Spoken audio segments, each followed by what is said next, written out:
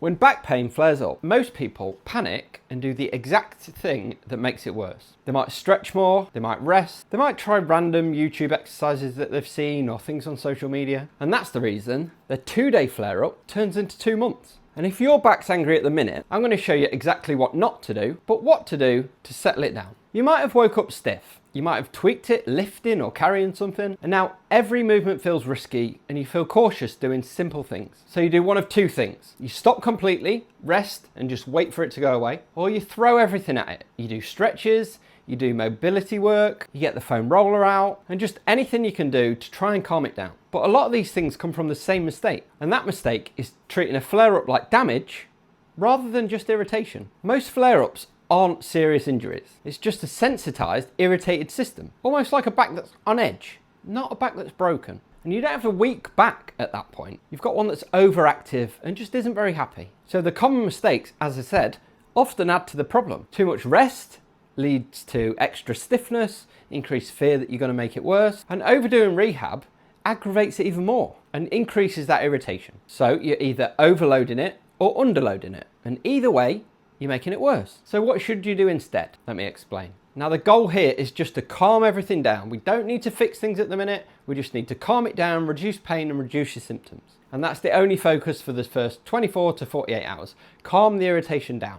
And you can do this following 3 simple principles. The first one is to find safe, maybe not pain-free, but controlled movement. These could be in a small range of movement, so literally just bending forward slightly, backwards, side to side, nothing crazy, just small movements in a safe range of movement. And we want to do those repeatedly as long as they don't aggravate any pain. You're not trying to challenge it here, you're just literally trying to settle everything down. The second one, which seems obvious on the face of it, but in the moment people get confused, and that is to reduce the aggravators. So things like sitting too long, as I said, leads to increased stiffness, increased fear, and that adds to the problem. So avoid sitting for too long a period of time. Aggressively stretching. People think stretching is the way forward if your back feels tight, but aggressively stretching an irritated system is only going to add to the problem. And then testing it constantly. You want to see where your progress is at, which makes sense, but that's just risking irritating it even more. So just relax, trust the process.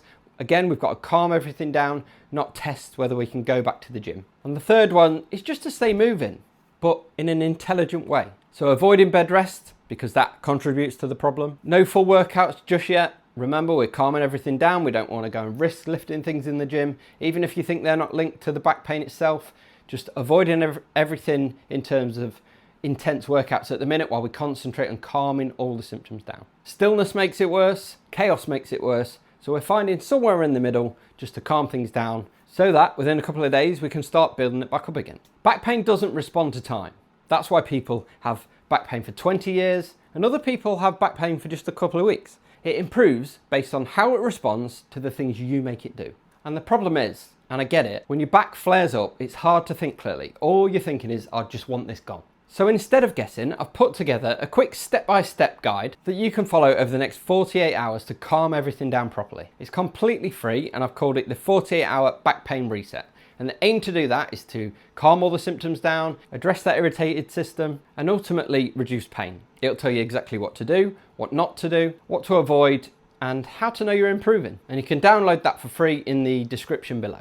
Now, it's not going to fix everything overnight, but that's not the goal here. It will stop things making it worse, and it almost always settles things a lot more quickly than stopping and doing nothing or aggressively trying to fix the problem. And once we've settled things down, we can start addressing the root problem, and that's how we get it to stop coming back. And that's something we can look at further down the line. But at the minute, we just want to calm everything down and get back to being pain-free. So to summarize, most people treat flare-ups as damage, and that's not always the case. It's actually irritation, and we want to calm it down, not attack it. And the best way to do that is to follow a 48-hour structured approach. So grab the 48-hour reset below, and it will just get you off to a way easier start. And if you think your pain might be something more serious, then you might want to watch this video, and that'll talk you through the red flags, which are serious things to look at when it comes to back pain, and whether or not you need to go and get fully assessed by a medical professional.